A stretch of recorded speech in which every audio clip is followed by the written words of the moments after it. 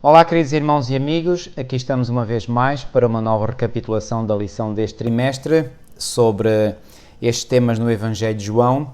E nesta lição, que está, digamos, no centro deste trimensário, eu diria que este tema é muitíssimo importante. Bem-aventurados os que creem.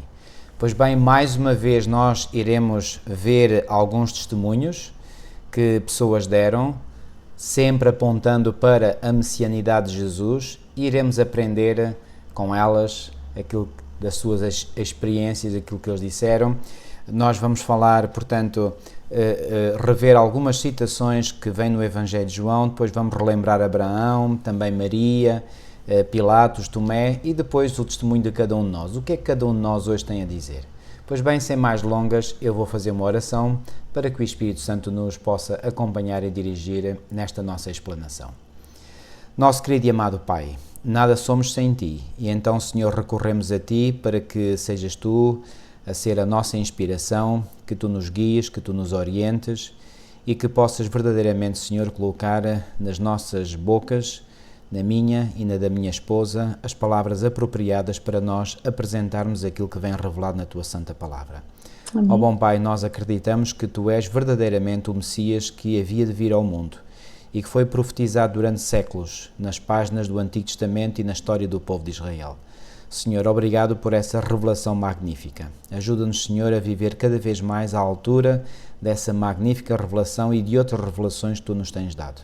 Fica, pois, comigo e com a minha querida esposa, que Tu nos orientes, que o Teu Espírito nos assista e assistas também, Senhor, cada um daqueles que nos irão ouvir, para que o Teu Espírito verdadeiramente possa impressionar a mente de cada um de nós. É o que nós te pedimos e pela fé te agradecemos, em nome de Jesus. Amém. Amém. Milu, aqui na lição introdutória de sábado, nós temos aqui 12 testemunhos de pessoas que creram em Jesus como o Messias. Não sei se não querias começar por aí ou se queres dizer ainda algumas coisas iniciais, mas eu achei muito interessante este apanhado, digamos, que o autor da lição faz sobre estes testemunhos que são dados de Jesus. Queres partilhar esses testemunhos connosco? Muito bem, logo na lição de sábado, à tarde, nós temos estas várias referências bíblicas de diferentes pessoas que, na sua experiência de vida, de reconhecimento e de experiência com Jesus, de relacionamento com Jesus, chegaram a estas conclusões. E há várias frases que elas emitiram e que ficaram escritas, portanto, a primeira, em João 1,36, eis o Cordeiro de Deus, nós sabemos João Batista. Outro, achamos o Messias, havemos achado aquele de quem Moisés escreveu. Rabi, tu és o Filho de Deus, tu és o Deus de Israel, o Rei de Israel. Porventura não é este o Cristo? Indagando-se, não é? E quase na certeza de que realmente seria ele. Nós mesmos o temos ouvido, sabemos que este é verdadeiramente o Cristo, o Salvador do mundo. Senhor, para quem iremos nós? A tal pergunta, não é, de Pedro, muito pertinente. Tu tens as palavras da vida eterna. Outro, creio que tu és o Cristo, o Filho de Deus que havia de vir ao mundo. Havendo eu sido cego, agora vejo. Eis o vosso Rei, porque eu nenhum crime acho nele. E hoje vamos falar sobre Pilatos. Senhor meu e Deus meu. Realmente algo de maravilhoso que só o coração de Deus pode impressionar. E já agora, marido, achei muito interessante, mal li o título da lição desta semana, Bem-aventurados os que creem. Achei logo um ensinamento extraordinário e magnífico. Ou seja, o Senhor está a dizer, e na sua palavra, que são felizes aqueles que creem em Deus. Tantas pessoas que buscam a felicidade, que buscam o bem-estar, que buscam o sucesso ou a realização pessoal em tantas coisas, e o Senhor está a dizer que a felicidade vem a partir da crença, da fé que nós temos no Senhor Jesus. E isto fez-me recordar aquela história em que certa vez o Senhor Jesus está diante de um pai em que ele pede para Jesus curar o seu filho que estava possesso. Nós encontramos essa história no Evangelho de Marcos, no capítulo 9, e a partir do versículo 23, Jesus está a dizer, ao que lhe respondeu Jesus, se podes, tudo é possível àquele que crê. É o que Jesus estava a dizer a este homem. E agora repara a resposta tão extraordinária deste senhor, portanto em Marcos 9, agora 24, que diz: imediatamente o pai do menino exclamou com lágrimas, eu creio, Senhor, mas depois ele diz: mas ajuda-me na minha incredulidade ou na minha falta de fé. Até parece uma contradição, não é? Exatamente. Ele diz que crê e depois diz que tem incredulidade. Ou seja, o que é que isto mostra? Que realmente nós por vezes podemos lutar com esta questão da confiança em Deus, de termos ou não fé no Senhor, de acreditarmos ou não naquilo que o Senhor propõe para a nossa vida, mas o que o Senhor aqui está a dizer é que o Senhor é aquele que é capaz, inclusive, de nos dar aquilo que nós não temos, que passa pelo quê? Por ter fé. A fé é um dom de Deus, a fé não é algo que está inerente em nós, certo, que nós trazemos já desde o nosso nascimento. Pelo contrário, nós somos pessoas incrédulas, somos pessoas nécias, somos pessoas tolas, perdoem-me a expressão, como a palavra de Deus diz. Ou seja, dentro de nós e da nossa mente não há uma sabedoria divina inata. Nós temos que pedir isto ao Senhor, esta fé, esta confiança, e para aqueles que lutam por ter fé, se acham que a sua fé não é suficiente, o Senhor aqui ensina-nos a orar por isso.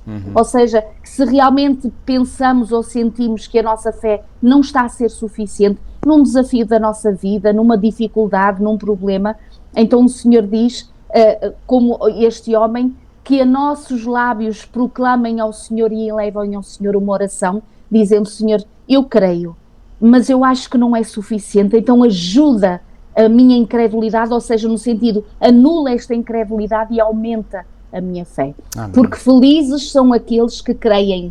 E quando nós cremos no Senhor, acreditamos em Deus, naquilo que Ele é capaz de fazer na nossa vida, sem dúvida que a nossa vida é completamente diferente quando nós não acreditávamos ou quando nós não conhecíamos o Senhor Jesus. Portanto, felizes aqueles que creem. Muito bem.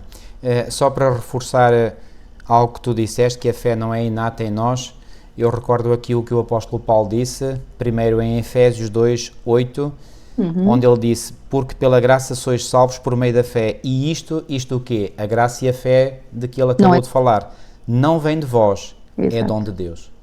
Portanto, é uma graça, é um dom que nós recebemos, a fé. E o mesmo apóstolo Paulo, em Hebreus 12, 2, fala de Jesus como sendo o autor e consumador da nossa fé.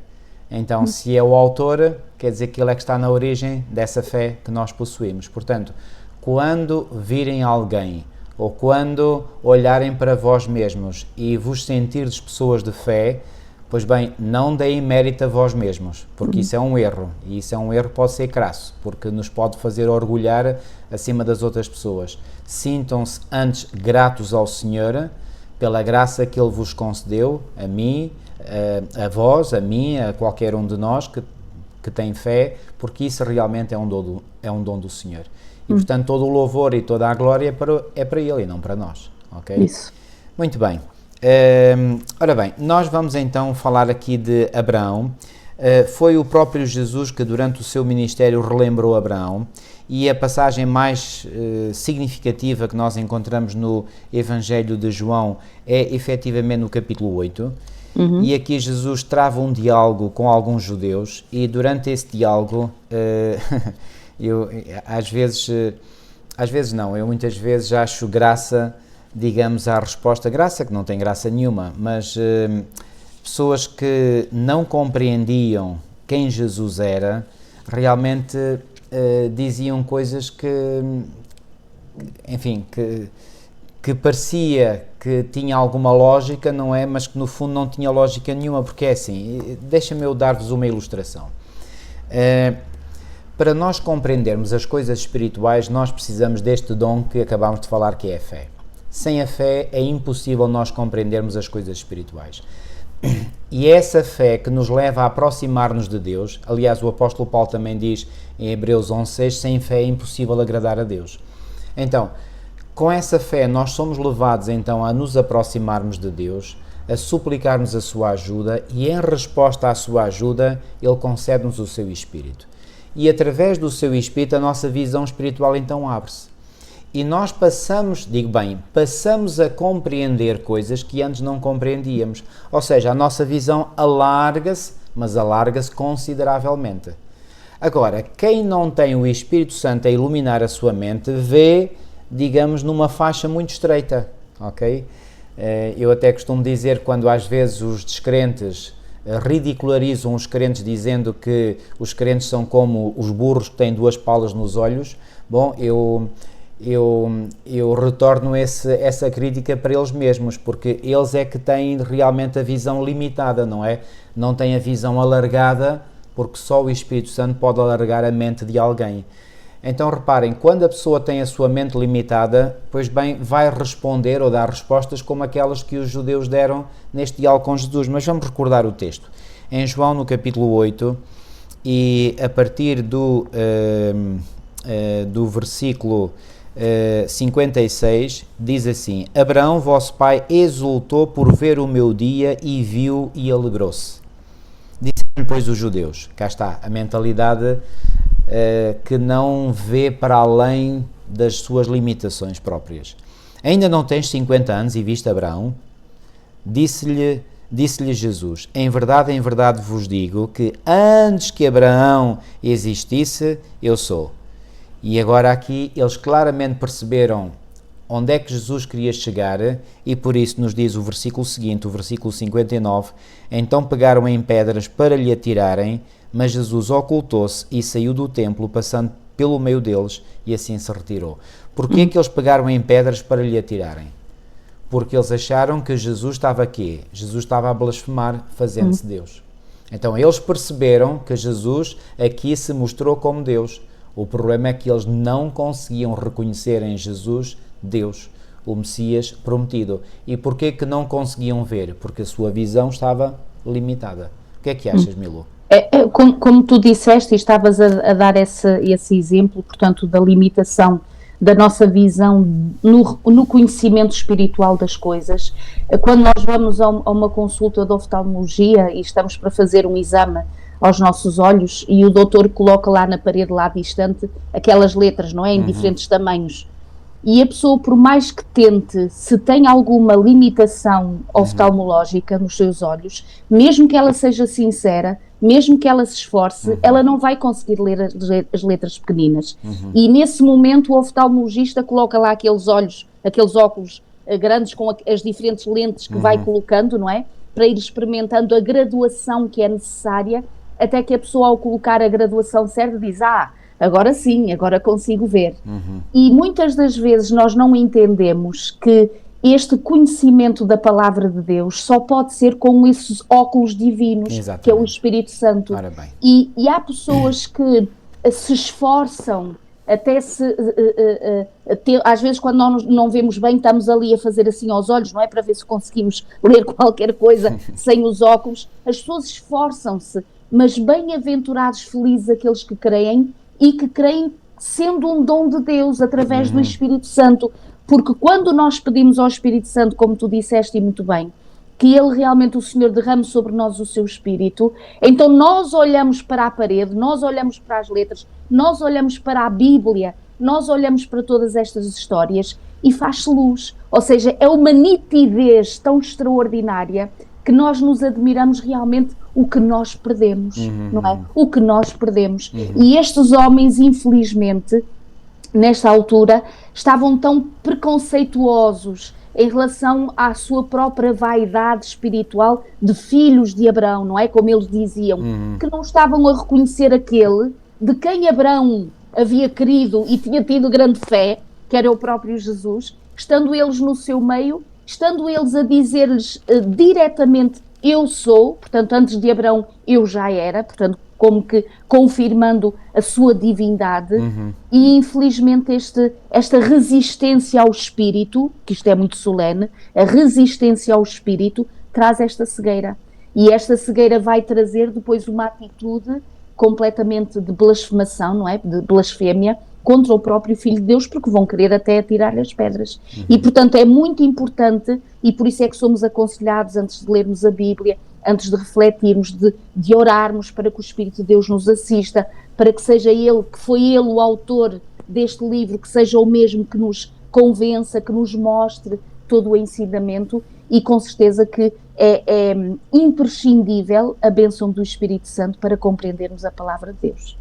E assim como no passado era necessário a presença do Espírito nos seres humanos para que eles pudessem entender as coisas espirituais, hoje não é menos necessário. É igual, não mudou nada. Ok? Então, porquê é que nós hoje vemos pessoas que não compreendem e não conseguem mesmo compreender as coisas espirituais? Porque não têm o Espírito Santo a assisti-los. É tão simples quanto isso, queridos. É tão simples quanto isso. E mesmo dentro da igreja, por vezes nós vemos vários gradientes de compreensão da palavra de Deus, e tudo vai da medida que cada um tem do Espírito Santo. E nós sabemos, por exemplo, através da parábola das virgens, que nem todos os crentes que compõem a igreja que aguarda a vinda do noivo, nem todos têm a mesma medida do Espírito Santo, que é simbolizado nessa parábola pelo azeite.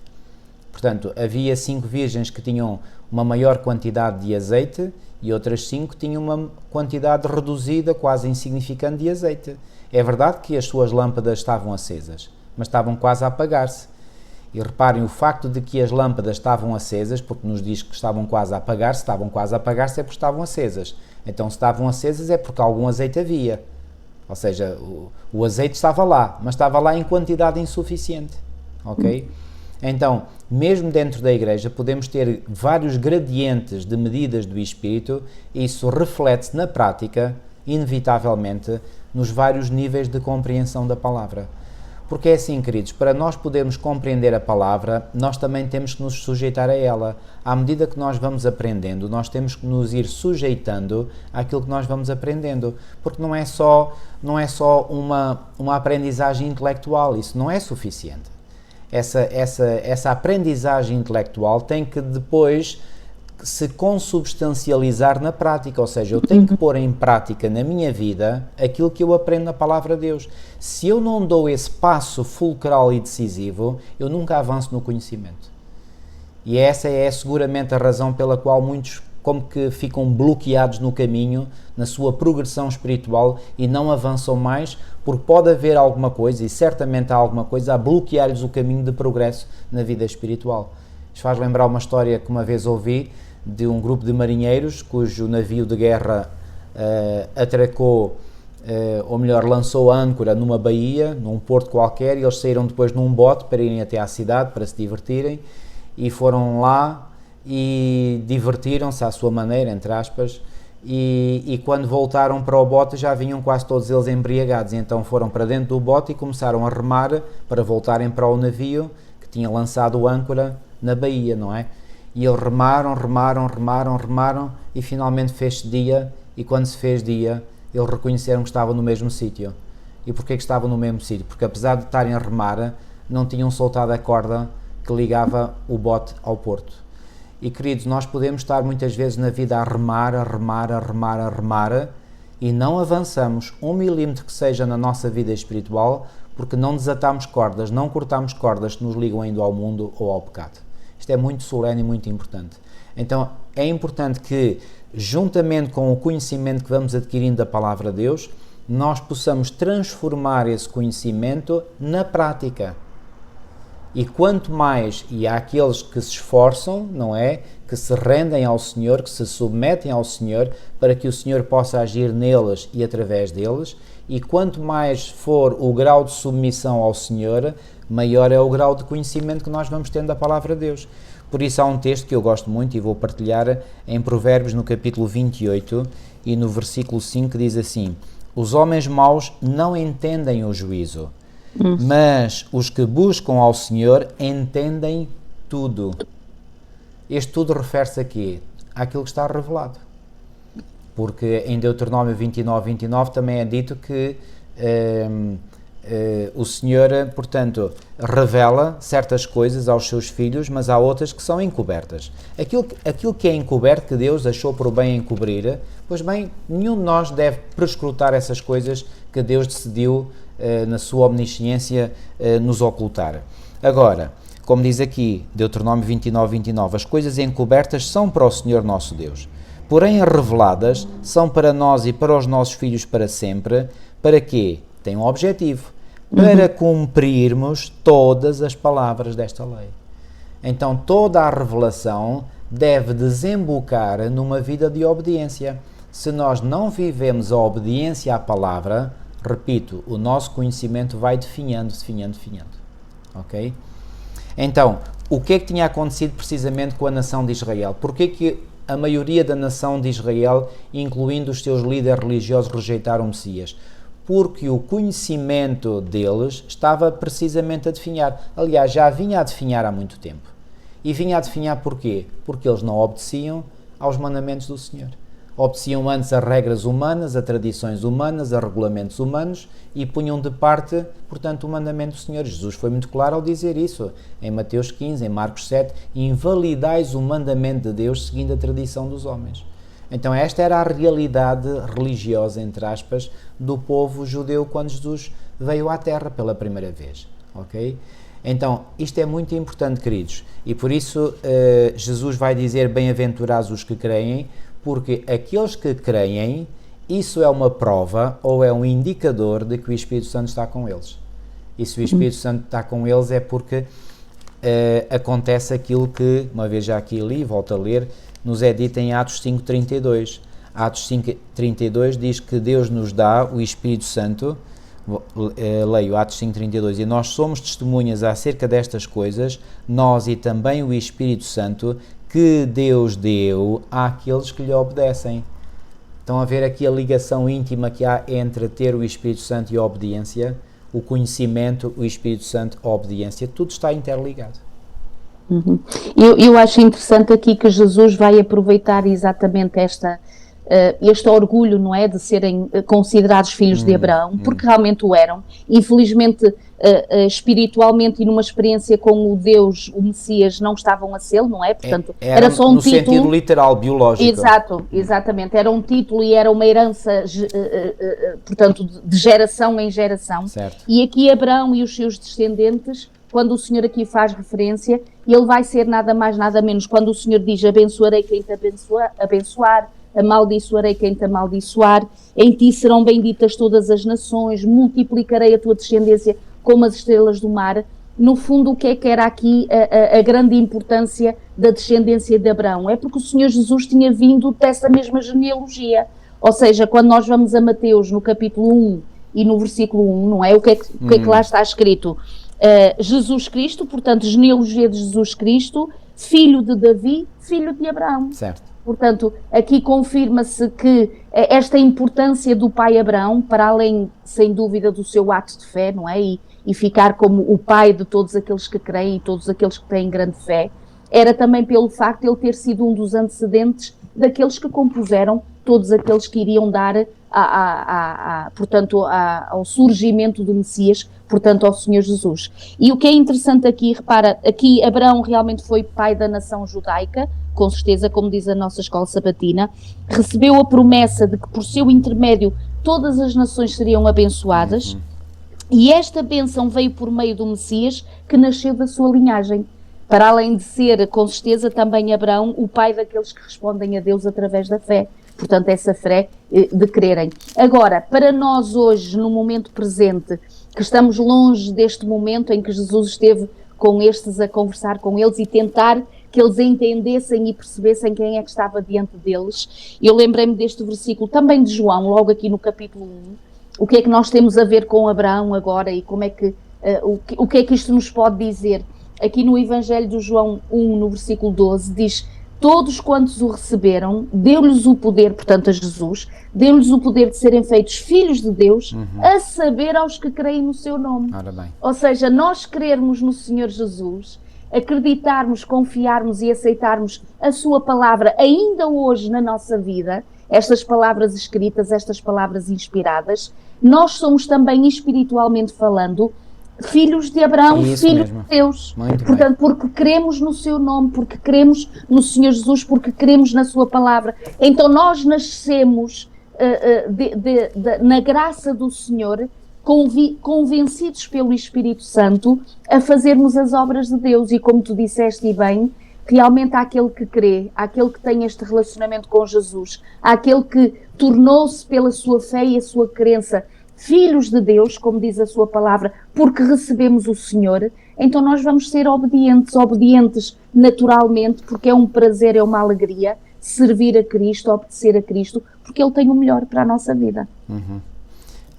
O apóstolo Paulo, na sua epístola aos Gálatas, ele diz no capítulo 3 e no versículo 7, Sabei, pois, que os que são da fé são filhos de Abraão. Isso. Estes é que são os verdadeiros filhos de Abraão.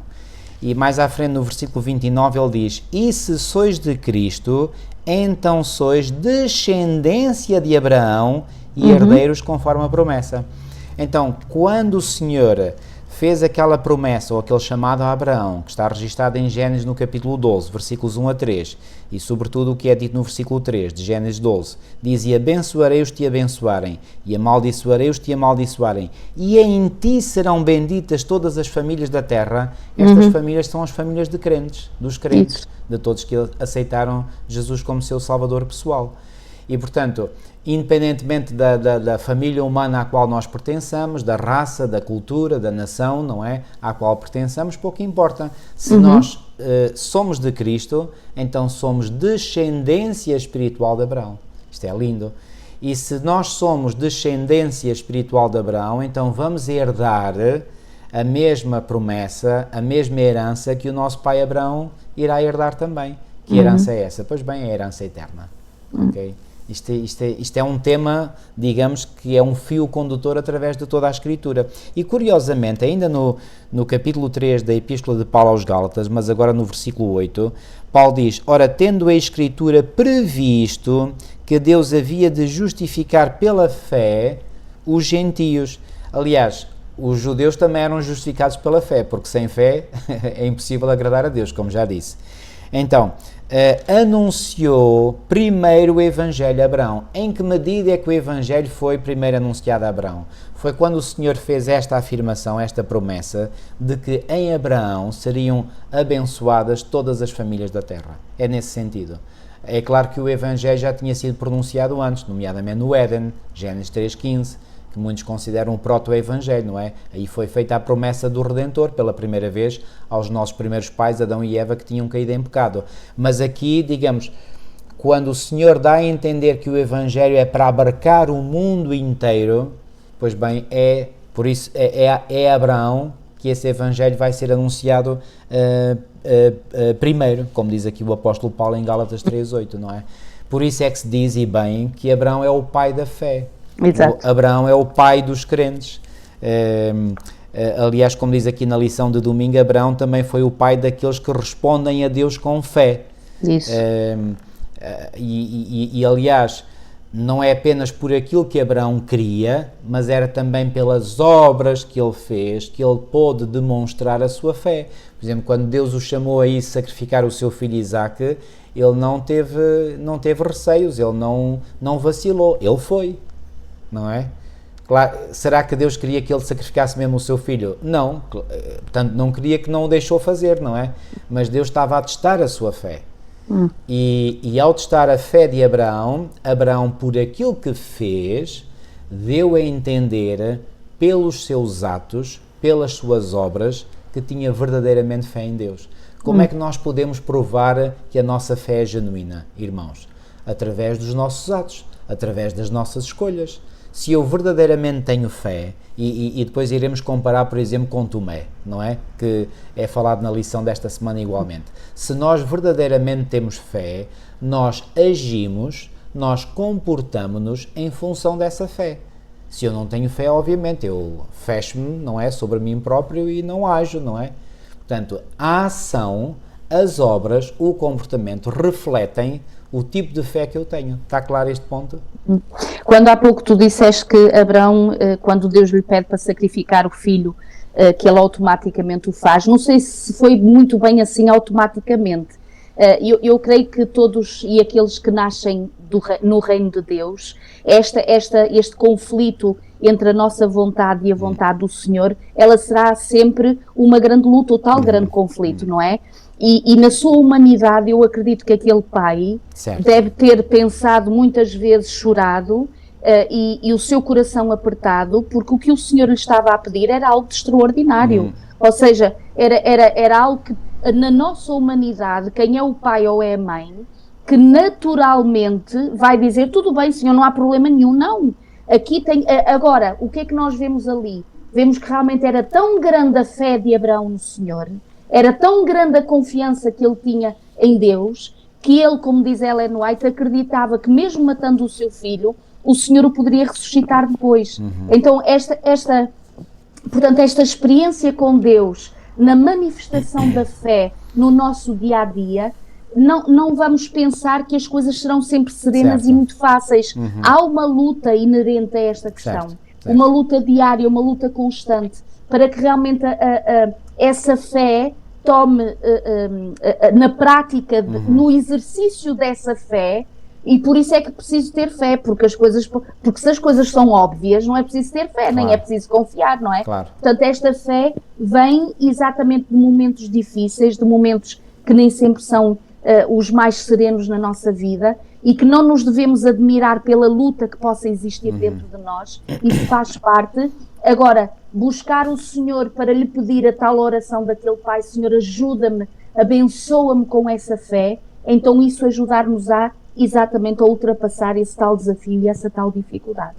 Ainda bem que referiste esse aspecto, porque sem dúvida, e eu também acredito e concordo plenamente contigo, que não terá sido nada fácil para Abraão tomar a decisão, mas eu como que passei por cima dessa fase, e quando eu disse que Abraão, sem hesitar, tomou a decisão, ou seja, ele teve luta, certamente, mas a luta foi grande, certamente, na sua mente. Mas apesar dessa luta, ele tomou uma decisão, e a decisão é: eu vou obedecer a Deus. E esta tem que ser a nossa decisão, queridos.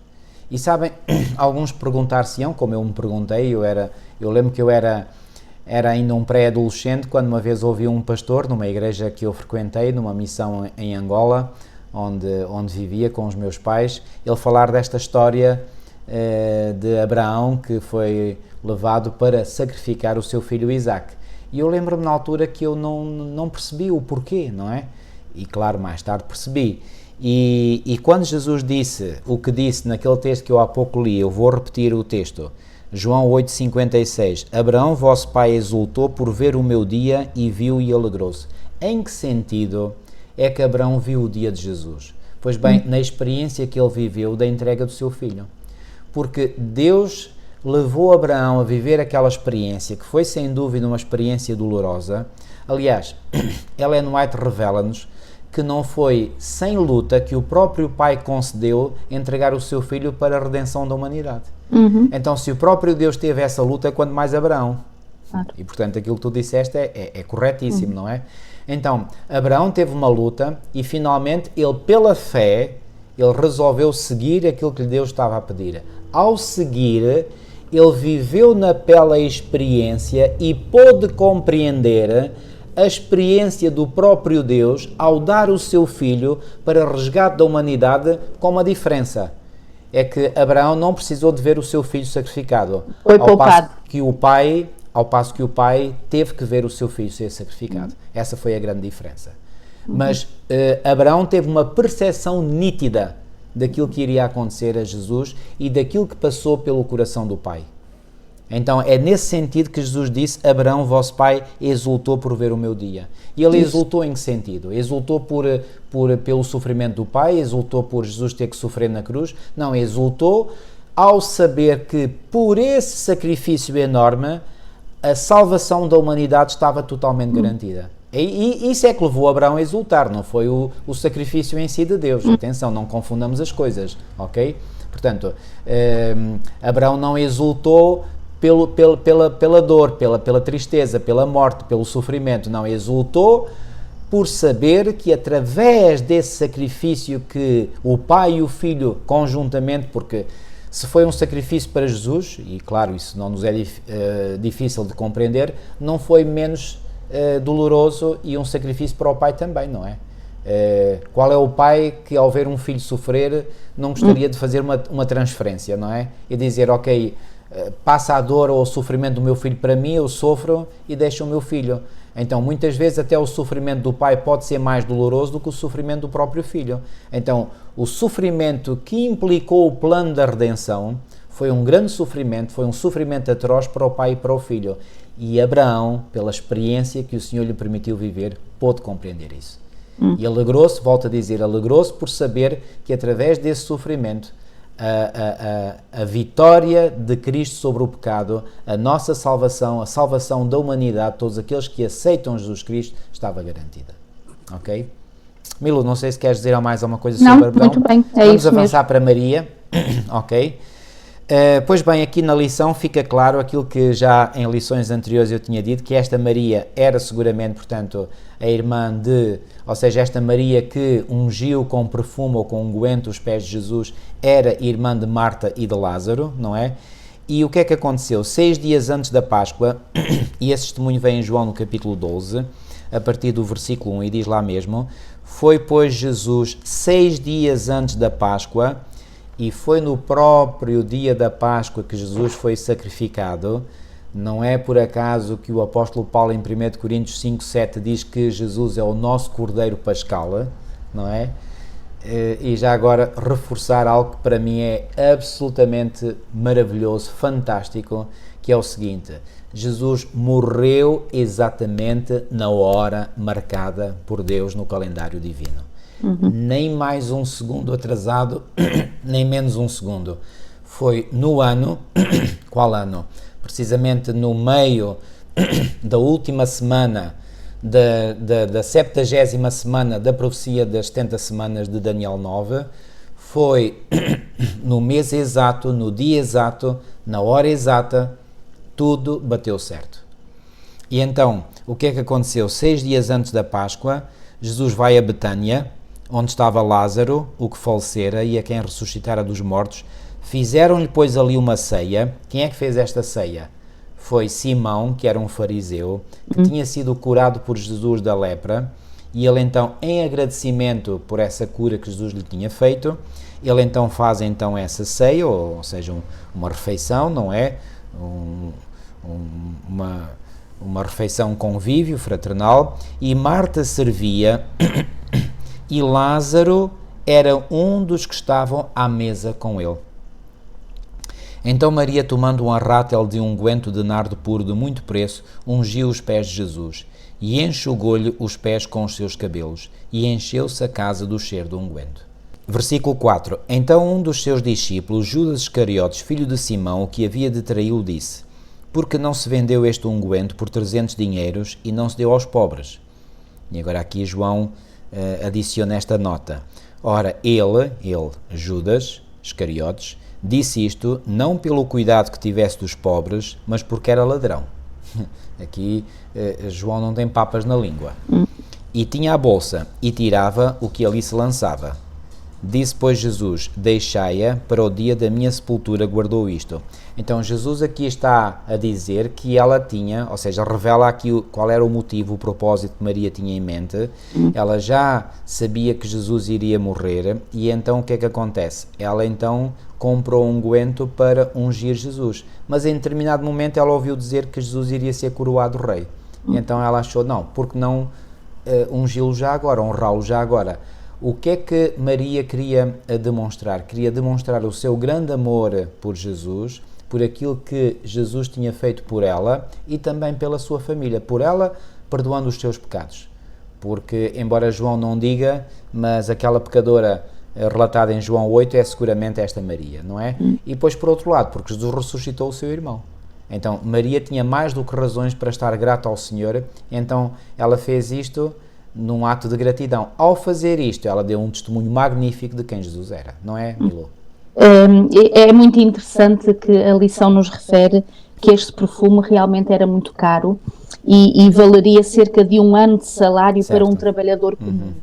Agora repara a loucura que é alguém reunir todo o seu dinheiro de 1 ano, ir buscar um frasquinho de unguento, de perfume, e derramá-lo ali, portanto espalhá-lo. Daí nós percebemos que não é assim muito anormal o raciocínio de Judas e daqueles que lá estavam, que se calhar também não falaram, mas pensaram a mesma coisa, de dizer porque é que se está a desperdiçar tão grande, não é, a fazer esta despesa tão grande. No entanto, isto é muito interessante porque Maria, como tu disseste, ela tinha vivido uma experiência de grande amor que Jesus demonstrou para com ela, e quando nós nos sentimos visados pela graça e pelo amor de Deus, não há nada que seja demasiado caro para lhe poder oferecer, ou seja, nós daremos tudo, nós entregaremos tudo. E agora repara, a oferta do perfume e do seu grande preço e valor era no fundo a manifestação exterior de uma oferta ainda maior e com um preço mais alto, que era o coração de Maria, que não tem preço. E o Senhor é isso que pede de cada um de nós. Por mais que nós quiséssemos fazer ou doar todas as coisas a Deus como pagamento ou como gratidão daquilo que Ele faz na nossa vida, nós nunca conseguiríamos, porque o Senhor dá-nos muito mais do que aquilo que a gente merece. O Senhor fez por nós aquilo que nós não tínhamos mérito algum. Foi na sua graça, foi na sua misericórdia, foi na sua bondade. Então Maria, ao ser abençoada e envolvida neste amor de Jesus, ao perceber que a sua vida ganhou uma perspectiva completamente diferente, a única coisa humana que ela pensa poder fazer é manifestar de uma forma muito gentil, muito discreta, queria ela que fosse discreta, aquele amor que ela lhe tinha, a dedicação, que era derramar exatamente esse unguento nos pés de Jesus. Agora repara, Maria, o que é interessante. Quando nós temos um encontro verdadeiramente com Jesus, quando realmente nós sentimos esse amor que transforma a nossa vida e que dispõe o nosso coração para a gratidão, para a ação de graças, para uma vida dedicada a Ele, nós não conseguimos esconder que Jesus está na nossa vida. Aquela mulher foi de uma forma tão discreta, ali debaixo da mesa, que se calhar nem tinham mesa naquela altura, mas de forma muito discreta ali aos pés de Jesus, com o seu cabelo ali a afagar os seus pés. E repara o que diz o versículo bíblico, diz no versículo 3 que tu leste, 12:3. Então Maria tomou a libra do bálsamo, nardo puro, precioso, ungiu os pés de Jesus, enxugou com os seus cabelos e encheu-se toda a casa com o perfume de bálsamo. Ou seja, quando Jesus existe na nossa vida, é impossível Ele não ser sentido, é impossível Ele não ser visto ou ser percebido. Agora, o que é que as pessoas vão fazer com esse odor, não é, que vem do céu e que vem da graça do Senhor? O que é que as pessoas vão fazer quando são despertadas pela nossa ação com esse odor divino, com essa graça de Jesus? Aí já é outra história. Agora, que nós podemos e devemos, e que inevitavelmente isto acontece, quando temos um encontro e quando Jesus em nós está, por onde quer que nós passemos, já aconteceu connosco seguramente, alguém passar por nós e exalar uma fragrância qualquer de um perfume. E nós sentimos, às vezes até quando estamos a cumprimentar, até vimos para casa com uma fragrância de alguém que nos deu um beijinho, que estava tão intenso que até nos deu um beijinho. Queridos, quando nós passamos tempo com Jesus e quando nós temos motivos, porque temos, é preciso apenas só reconhecê-los e percebê-los para agradecer o Senhor através da nossa vida, mesmo que discretamente nós queiramos fazer as coisas, elas não passam despercebidas, porque o mundo está envolto no mau cheiro, permitam uma expressão. O mundo está envolto em trevas, em orientações e formas e práticas de estar nesta vida que não trazem alento, que não trazem boas fragrâncias, pelo contrário.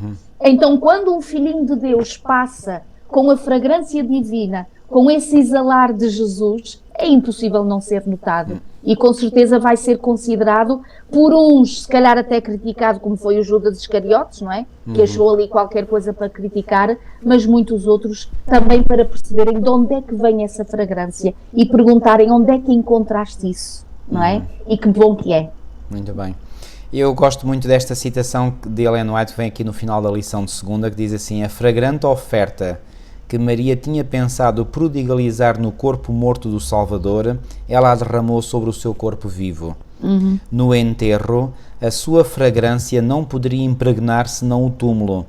Deste modo, ou seja, ao derramar sobre Jesus, e agora reparem o que diz, alegrou o seu coração com a certeza da sua fé e do seu amor. E como se isto não chegasse, olhem agora aqui o que vem a seguir, que isto para mim é o mais importante.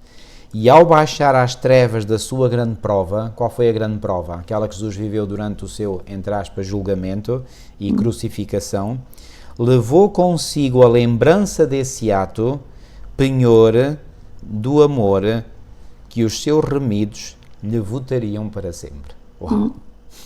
Isto toca-me, isto emociona-me, porque um simples ato de uma pessoa, e foi suficiente para que o Salvador, ao recordar o ato que Maria lhe fez, pudesse guardar na sua memória esse ato de gratidão, de bondade, e ver nesse ato de Maria um exemplo de toda a gratidão que todos os redimidos um dia iriam manifestar para com Ele por todas as eras da eternidade.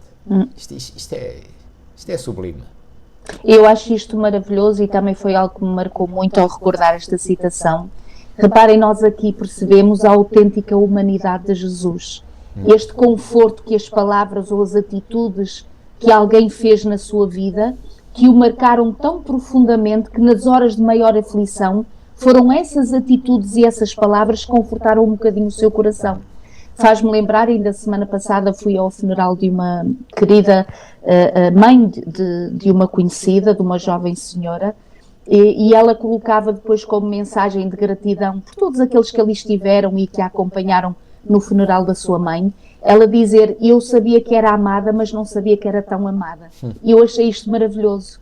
E quando nós estamos na vida uns dos outros e Deus nos chama realmente a intervirmos no sentido de estarmos presentes na vida uns dos outros, é nada mais para que nós não sabemos se uma palavra, uma atitude, uma lembrança, um dia pode ser de grande bênção na vida daqueles queridos, na vida de quem nos rodeia.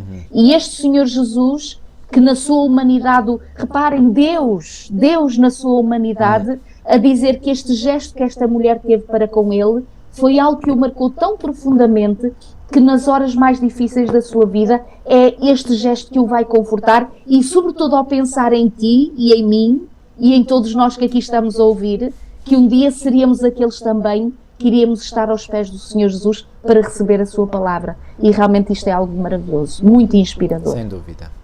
Outra ideia que eu gostaria de sugerir e que nós podemos aprender aqui deste ato de Maria é o seguinte: reparem, qual teria sido a utilidade do ato de Maria se ela tivesse entregue, portanto, este unguento ao corpo morto de Jesus? Não lhe teria valido nada. E isto nos deve levar a pensar que, se há momento em que nós devemos prodigalizar o nosso carinho, a nossa atenção, o nosso amor para com alguém, enquanto essa pessoa está viva. Depois de morto, andar a pôr tantas flores e tantas coisas no corpo, no caixão, no cemitério, isso não tem valor absolutamente nenhum. Enquanto a pessoa é viva, aí é que é tempo de nós demonstrarmos o nosso amor e o nosso carinho. E foi exatamente isso que Maria fez, e como vimos, o seu ato foi de grande conforto para Jesus, que no ato de Maria viu uma pequenina amostra daquilo que será o regozijo de todos os redimidos que um dia lhe irão agradecer por toda a eternidade. Ok, Milu, creio que podemos passar à parte de terça-feira e vamos falar de Pilatos, que também deu um testemunho, é involuntário, foi um testemunho involuntário, é verdade, mas não deixou de dar, não é? E em Pilatos nós podemos aprender lições também muito poderosas. Pois bem, quem era Pilatos? Nada menos do que o governador romano, na província da Judeia, não é?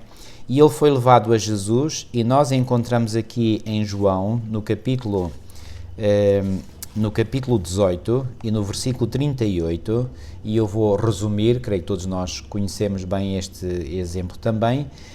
Disse-lhe Pilatos: que é verdade? E dizendo isto, tornou a ir ter com os judeus e disse-lhes: não acho nele crime algum. A primeira afirmação que Pilatos fez de que, portanto, achava que Jesus era uma pessoa completamente inocente.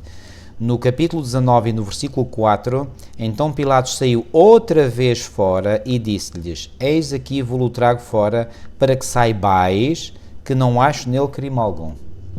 E finalmente no versículo 6, vendo, pois, os principais dos sacerdotes e os servos clamaram, dizendo: crucifica-o, crucifica-o. Disse-lhes Pilatos: tomai-o vós e crucificai-o, porque eu nenhum crime acho nele.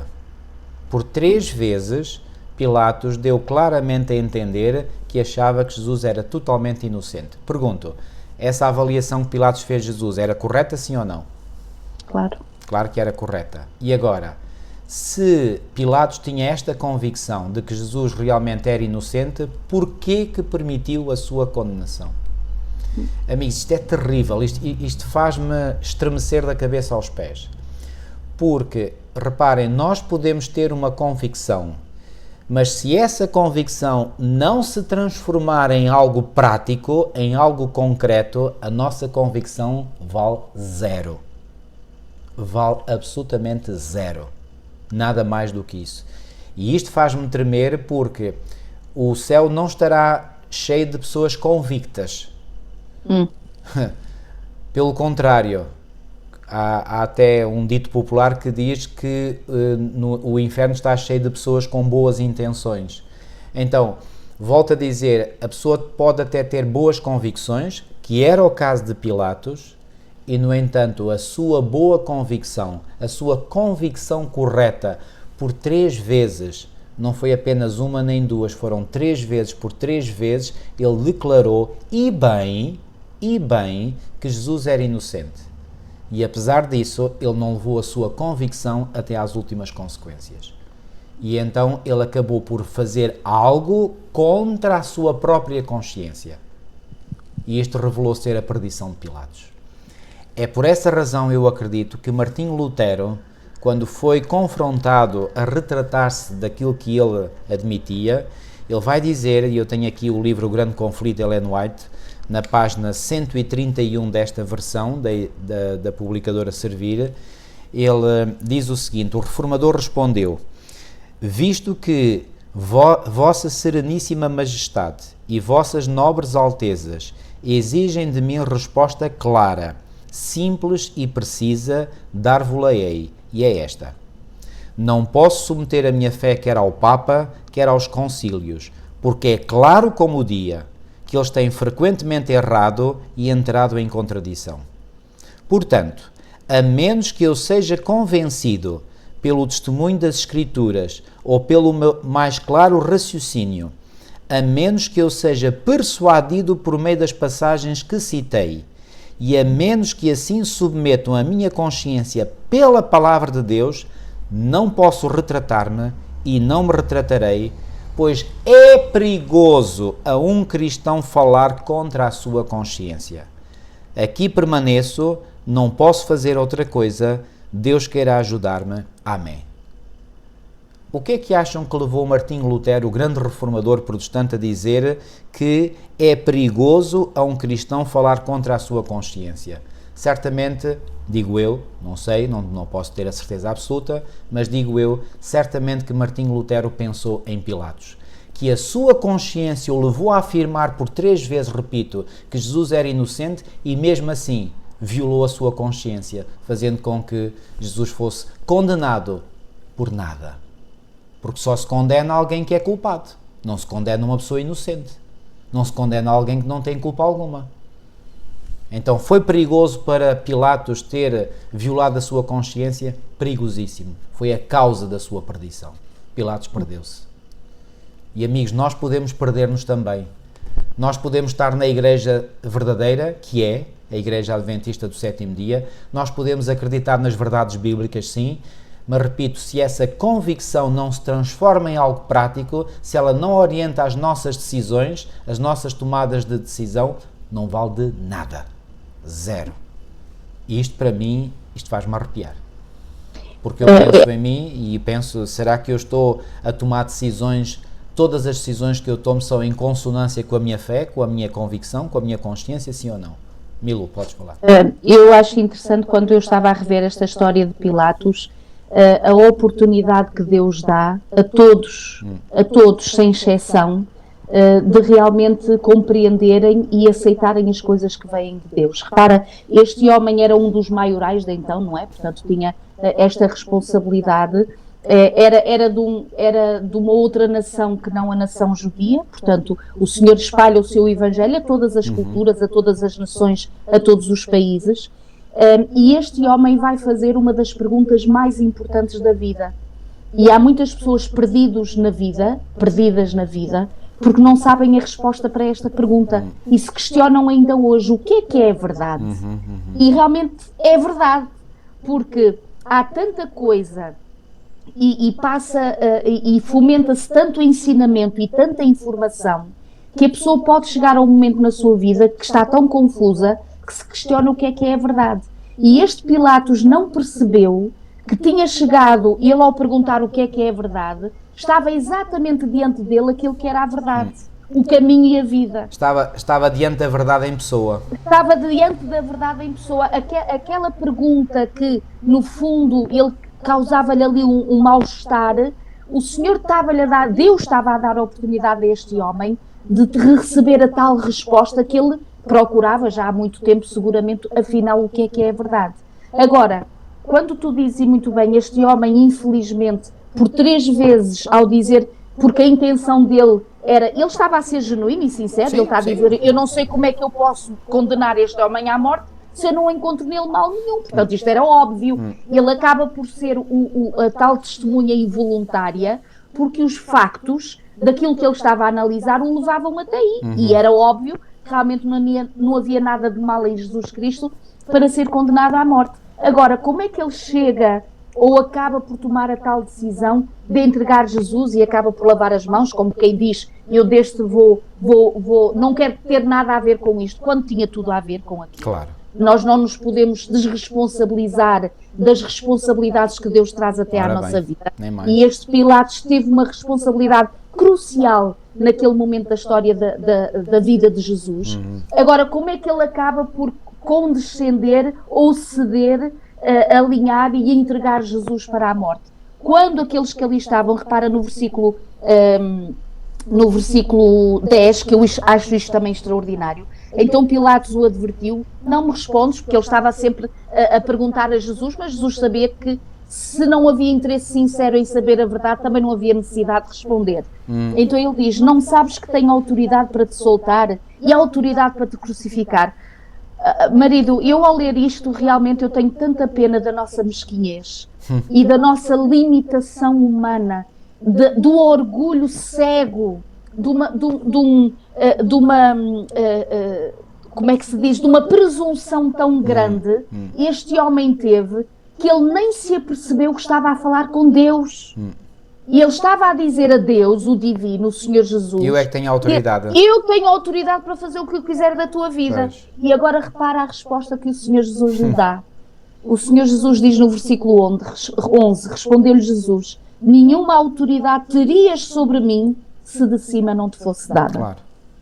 E queridos, isto faz-nos também pensar na nossa própria vida. Às vezes nós podemos temer aqueles que estão à nossa volta e aqueles que nos queiram até fazer mal, inclusive, seja literalmente, seja espiritualmente, seja de boato, seja de informação. Queridos, não temos que temer. Se as pessoas têm essa oportunidade, para já é porque Deus permite. Se Deus não permitisse, isso não acontecia. E se Deus permite, também o Senhor de nós cuidará. Então o Senhor, e repara quando o Senhor Jesus continua a dizer, por isso quem me entregou a ti maior pecado tem, e depois agora repara que é a tal razão porque Pilatos vai entregar Jesus. A partir deste momento Pilatos procurava soltá-lo, lá está ele, a fazer o seu trabalho, a tentar que soltem aquele homem que ele não vê, não encontra nada de mal. Mas os judeus clamavam, se soltas a este, não és amigo de César. Pronto, tocou o ponto sensível de Pilatos. E qual foi o ponto sensível de Pilatos? É que ele não queria perder a sua posição. Ele não queria que fossem falar mal a César, dele que era governador, o tal Pilatos. E quando o inimigo toca as nossas sensibilidades e os nossos pontos frágeis, nós hoje também, infelizmente, por vezes, condescendemos e cedemos com o erro e acabamos por trair a verdade. Hoje em dia, mais do que nunca, a verdade está em causa. Todos estão a pôr em causa a verdade, que é a palavra de Deus, que é a Sagrada Escritura. E eu acredito que hoje, como no tempo de então de Pilatos, nós temos que ter uma coragem, temos que ter um alento, temos que, diante da multidão que diz crucifica-o, crucifica-o, e que acabam por nos ameaçar diante de tantas coisas, oxalá nós tenhamos uma posição e uma escolha diferente da de Pilatos. Amém. Porque quando, repara, eu até escrevi aqui uma notinha na minha lição, hoje também tem que haver coragem para nos posicionarmos pela verdade. Pilatos sentiu-se ameaçado, temeroso, de perder o seu estatuto, o seu trabalho, a sua posição, portanto, de perder essa posição e, no fundo, perdeu a melhor de todas. E o que é que ele perdeu? A posição de ficar ao lado de Jesus. Isso. E eu acho isto realmente impressionante, e hoje em dia a coragem espiritual tem que haver, que Deus nos conceda, a coragem de atitude, inclusive de palavra também, não é? Para que realmente diante de circunstâncias difíceis, nós posicionemo-nos pela verdade. Amém. Sempre pela verdade, independentemente do que possa acontecer. E aquele homem temeu mais o ser humano do que o ser divino. Mesmo que ele tivesse perdido a sua posição ou o seu trabalho diante de César, não é? Porque eles ameaçaram-no com César. O Senhor Jesus o restauraria, o Senhor lhe daria o melhor. Claro. E nós quantas vezes, queridos, ou diante do trabalho, ou dos familiares, ou dos vizinhos, ou da família, ou dos conhecidos, às vezes calamos-nos. Nós não queremos posicionar-nos pela verdade porque tememos perder qualquer coisa. Isso. E, queridos, nós estamos a perder é o mais importante, que é ficarmos do lado de Jesus, que é defendermos a sua palavra, que é sermos obreiros e missionários do Senhor Jesus, sermos arautos da verdade. É isto tudo que nós perdemos, queridos. E o Senhor tem o melhor para a nossa vida, assim como teria para Pilatos, caso ele tivesse feito a melhor opção. Sem dúvida. Eu ainda vou talvez afunilar mais a questão que tu tão bem apresentaste, que no fundo Pilatos tinha duas escolhas, ou era posicionar-se pela verdade, ou então defender, digamos, a sua posição e a sua autoridade. Ele preferiu esta segunda. Ou seja, ele preferiu não pôr em causa a sua autoridade. Ele temeu a autoridade humana em vez de temer a autoridade divina. E queridos, nós hoje, eu atrevo-me a dizer, todos nós somos confrontados com uma decisão idêntica. Em algum momento da nossa vida, nós, se não vivemos ainda, iremos viver, nós temos que nos posicionar ou pela autoridade divina ou pela autoridade humana. E aquilo que deve ser absolutamente prioritário é o nosso posicionamento pela verdade. Porque quando nos posicionamos pela verdade, estamos consequentemente a nos posicionarmos pelo autor e pelo Senhor da verdade, que é Jesus Cristo. E Jesus Cristo nunca falha. Portanto, quando nós nos posicionamos pela verdade, nós estamos em terreno seguro, não importa quais sejam as consequências. Quando nós nos posicionamos pela defesa do nosso estatuto, pela nossa posição, etc., nós entramos inevitavelmente em areias movediças, em terreno movediço, onde finalmente acabaremos por nos perder. Foi o que aconteceu, infelizmente, com Pilatos. Pilatos, a partir deste momento, conta-nos a história, e Ellen White nos diz também, que a vida de Pilatos, ele nunca mais teve sossego no resto da sua vida. E acabou por morrer uma morte triste. Foi deposto da sua... Aquilo que ele tanto temia, acabou por acontecer. Que final triste. E aqui no final da lição de terça-feira diz que, portanto, que Pilatos completou o seu testemunho de quem é Jesus, e através daquelas palavras que ele mandou colocar sobre a cruz de Jesus, não é? Jesus Nazareno, Rei dos Judeus. Eu acho aqui muito interessante que quando os principais sacerdotes dos judeus viram isto, foram ter com Pilatos e disseram: não escreva Rei dos Judeus, mas que ele disse: sou Rei dos Judeus. Respondeu Pilatos: o que escrevi. Ele já devia estar fartíssimo de os aturar, não é? Eu diria aqui que outro fator que contribuiu, eu não digo que foi determinante, mas que foi um fator que contribuiu para a má escolha de Pilatos, foi a pressão social à qual ele esteve sujeito. Isso. Amigos, a pressão social não pode determinar as nossas escolhas. As nossas escolhas têm que ser pela nossa consciência. Mesmo que todas as pessoas à nossa volta vão por uma direção e nós achemos que aquela direção não é correta, não sigas a multidão para fazer o mal, diz a palavra de Deus. Então nós não devemos seguir a multidão, devemos seguir a nossa consciência. Nem que eu fique sozinho no meio de toda a multidão. Não importa. Uma consciência baseada na palavra do Senhor. Porque senão os outros também podem dizer que estão a ir por aquele caminho porque acham que é aquele caminho certo. Pronto, mas cada um pode dizer o que quiser. Claro, agora, cada um na sua consciência, por isso é que Martinho Lutero disse que é perigoso para um cristão falar contra a sua consciência. Então, nós devemos seguir a nossa consciência, e eu até me atrevo a ir mais longe. mesmo que a nossa consciência possa não estar 100% correta, mesmo assim é mais seguro seguir a consciência, porque aí diante de Deus nós estamos limpos. Porquê? Porque Deus nos julgará consoante as nossas convicções. E se eventualmente nós estivermos errados em algo, o Senhor a seu tempo nos esclarecerá, ok? Mas pelo menos nós agimos de forma reta, de forma justa, de acordo com a convicção que na altura tínhamos. Agora, a pessoa ter uma convicção e agir contra essa convicção, amigos, isto é perigosíssimo. Isto é perigosíssimo.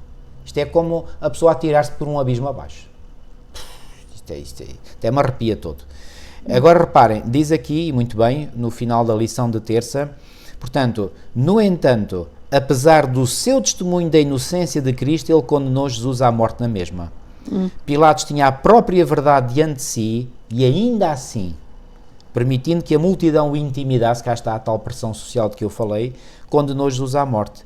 Que exemplo trágico de não se seguir o que a consciência e o coração dizem que é correto. Ui, não podia estar mais de acordo com isto. Milo, não sei se tens mais alguma coisa a dizer sobre Pilatos, senão vamos passar a Tomé. Está bem? Lição de quarta. Ora bem, temos aqui Tomé, sabemos que Tomé era um dos discípulos de Jesus e que após a ressurreição, quando Jesus apareceu a primeira vez aos seus discípulos, Tomé não estava presente. Não sabemos porquê, a Bíblia não nos conta, também não interessa. O que é certo é que Tomé, depois, quando soube que os seus companheiros tinham visto a Jesus, ele disse, eu só crerei nele se eu colocar o meu dedo nas suas feridas. E aqui o autor da lição dizia muito bem que Tomé estava a ditar as condições da sua fé. E esta abordagem da fé em Jesus aparece repetidamente em João. Por exemplo, Nicodemos também disse a Jesus, como pode um homem nascer sendo velho? Ele é que estava a ditar as regras. Exato. Não é?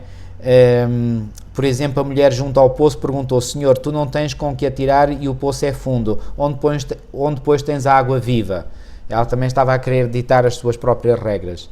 E em João 6,30 nós lemos que a multidão que tinha sido alimentada com os pães e os peixes perguntou, que sinal pois fazes tu? Quer dizer, tinham acabado de fazer um grande sinal alimentando toda aquela multidão e ainda estavam a pedir outro sinal. É muito perigoso, queridos amigos, quando queremos ser nós a fazer as regras do jogo, da nossa comunhão com Deus. Não somos nós que fazemos as regras. É Deus é que faz as regras, porque Ele é Deus e nós somos suas criaturas. Reparem, quando nós queremos fazer as regras pelas quais nós pautamos o nosso relacionamento com Deus, sabe o que é que isso significa na prática? Que nós fazemos de nós próprios deuses.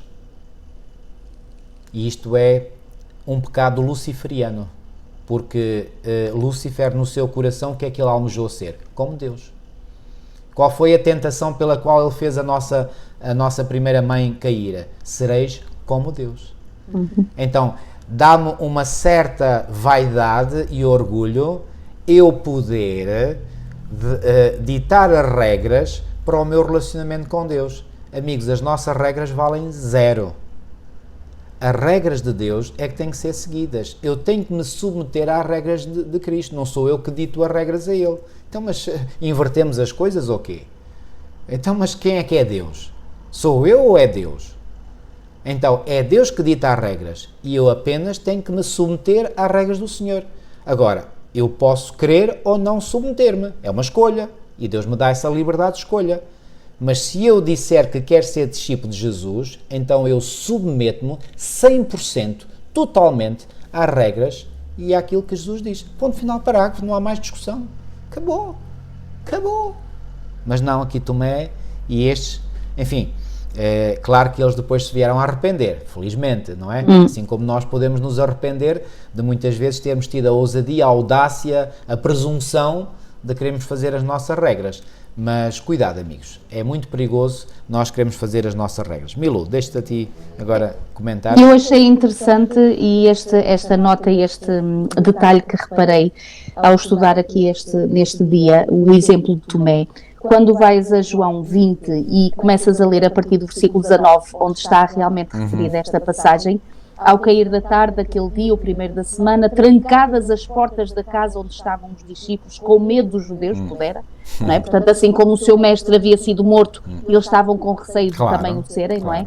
Agora repara, o Senhor Jesus se consegue... tinham feito o que fizeram ao mestre, quanto mais aos discípulos, não é? Ora bem, e repara como o Senhor Jesus, ao entrar no meio deles, o Senhor é aquele que é o único capaz de retirar os nossos medos, os nossos receios, mesmo que estejamos escondidos e o inimigo nos tenta aprisionar em tantas emoções que nos limitam, o Senhor é capaz de trazer vida e libertar-nos de tudo isto. Então o Senhor Jesus aparece aqui, veio Jesus, pôs-se no meio dele e disse-lhes: paz seja convosco. Realmente era o que eles mais precisavam, naquela altura, era de sentir a paz de Jesus, porque imaginamos o receio e o medo com que eles estavam. E agora repara qual é o detalhe, versículo 20. E dizendo isto, mostrou-lhes as mãos e o lado, e eles alegraram-se, portanto, e os discípulos ao verem o Senhor. Nós somos muito prontos a condenar o tal Tomé da sua incredulidade. Mas para que o Senhor Jesus, quando aparece aos discípulos que não estava Tomé, a primeira coisa que Jesus faz, sem eles perguntarem, para lhes dar a certeza de que era ele, é mostrar-lhe exatamente como diz aqui, mostrou as suas mãos e o seu lado. E, portanto, eles alegram-se em consequência de ver, claro que Jesus agora está ressuscitado, glorificado, no sentido, acreditamos, até fisicamente diferente, sim, não é? Claro. Do que aquele Jesus que eles haviam convivido durante todos aqueles anos. Aqui está o Senhor Jesus ressuscitado e o Senhor Jesus para acalmar os seus corações e para lhes trazer a confiança de que este é o seu mestre, que é o Rabi, que é o Senhor Jesus, amigo, companheiro de jornada. O Senhor Jesus lhes mostra as mãos e o lado. Então, quando Tomé e os seus discípulos vão dizer aos colegas: olha, o Messias esteve no nosso meio, ele ressuscitou, ele está entre nós. E ele diz: não creio, só creio se realmente o meu dedo tocar o seu lado e as minhas mãos poderem ver as suas mãos, portanto, perfuradas. E aqui, quando diz aqui, mais para a frente, vimos o Senhor, os escravos, um bocadinho à frente, versículo 26. Passados 8 dias, estavam outra vez ali reunidos os seus discípulos e Tomé com eles. Estando as portas trancadas, veio Jesus posto no meio deles e disse-lhes: paz seja convosco, era a saudação de Jesus. E logo disse a Tomé: põe aqui o dedo. Repara, Jesus sabe tudo sobre a nossa vida. Claro. O Senhor se conhece os nossos pensamentos, ele já sabia qual era o comentário que Tomé havia feito e a necessidade que ele tinha na sua pobre fé, não é? Na sua pobre crença. Então põe aqui o teu dedo, vê as minhas mãos, chega também a mão e põe do meu lado, não sejas incrédulo, mas crente. Era como se o Senhor dissesse assim: há tanta mais felicidade quando a gente tem fé e quando a gente crê. E então quando diz aqui, respondeu-lhe Tomé: Senhor meu, Deus meu. E eu acredito que nestas palavras e esta expressão era como que, estando nela envolvida também: perdoa-me, Senhor, desculpa eu ter duvidado. E agora repara, marido, aqui o que é interessante. O Senhor aqui nos faz também realçar e sublinhar esta questão de também podermos e devermos confiar nos nossos irmãos de fé. É isso mesmo. Nos nossos familiares, nos queridos que estão à nossa volta.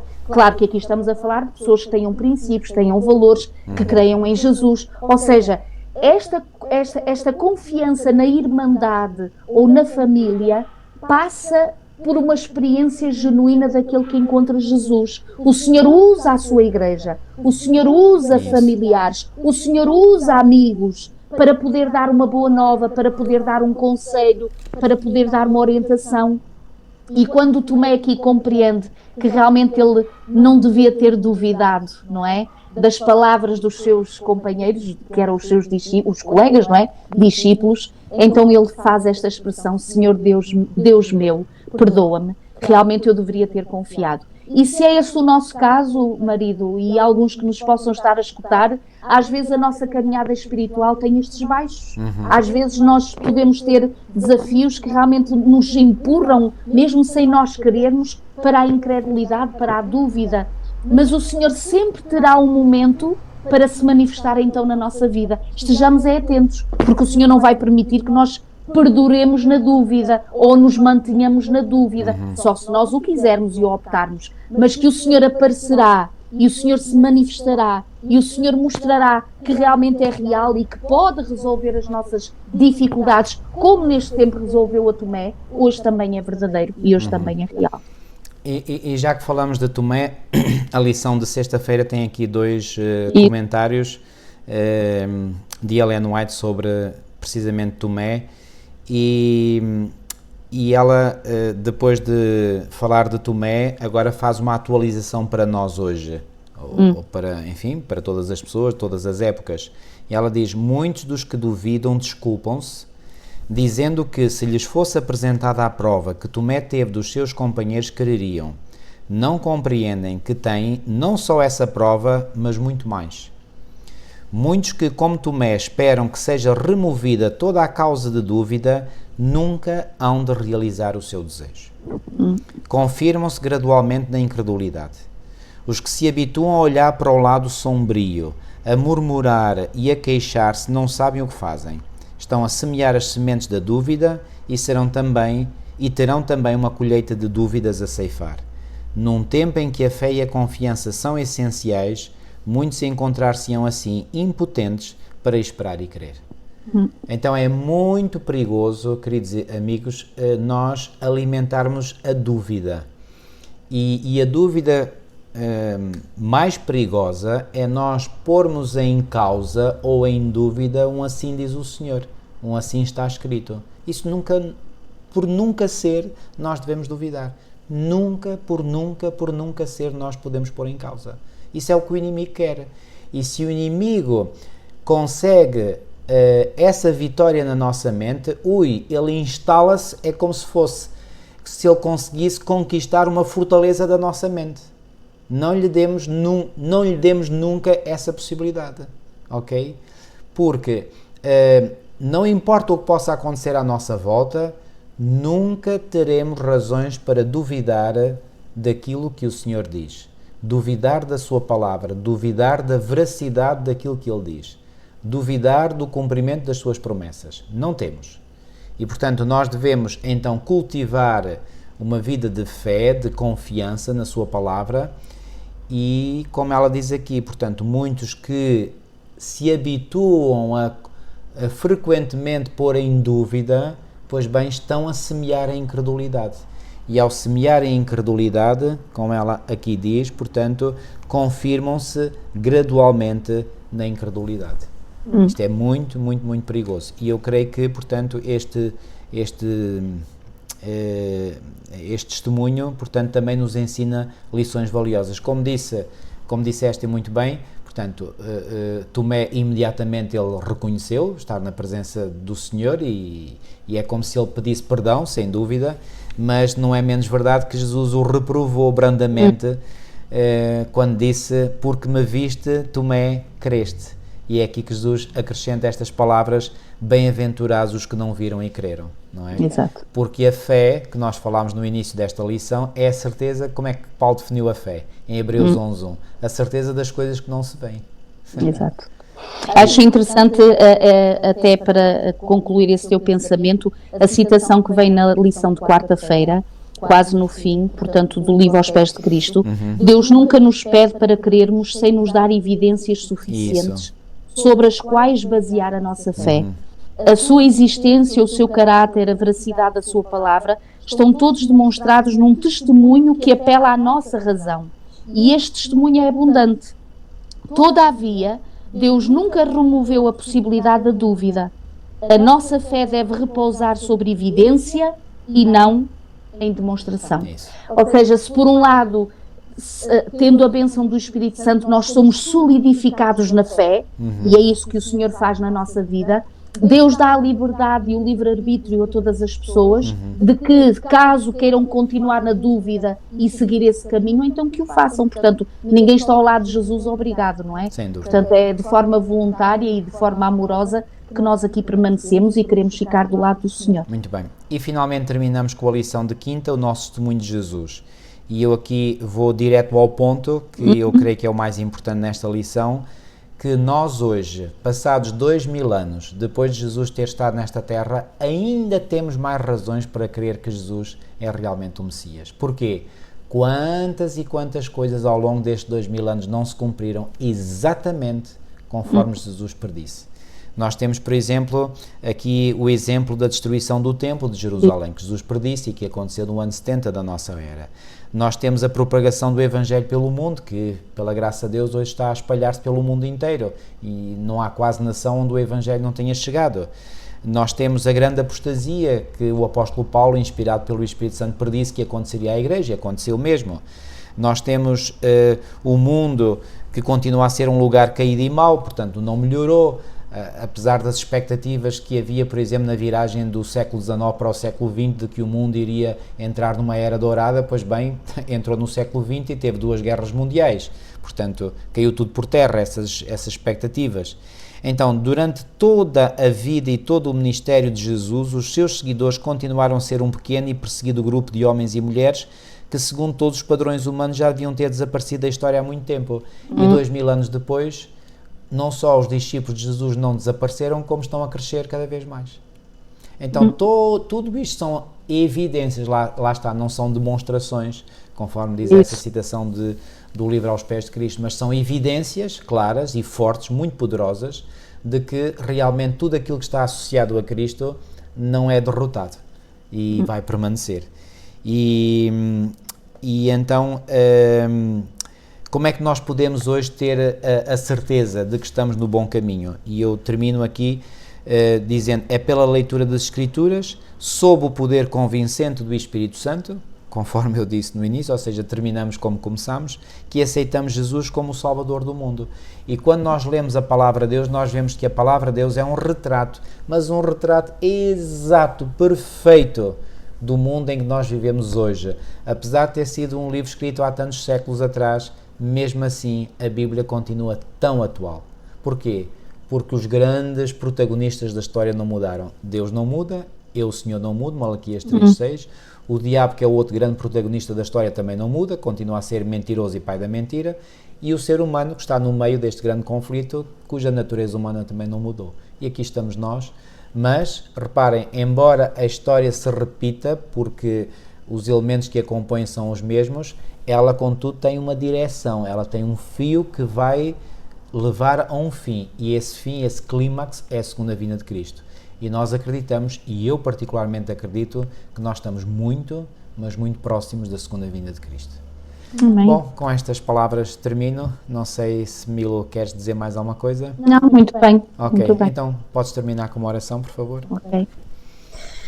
Querido Deus e nosso amado Pai, Senhor, nós estamos profundamente gratos porque um dia nos abençoaste com este conhecimento da Tua Palavra. Obrigado, Senhor. Obrigada por aqueles a quem dirigiste e inspiraste para nos trazer esta boa nova, a certeza da salvação em Cristo Jesus.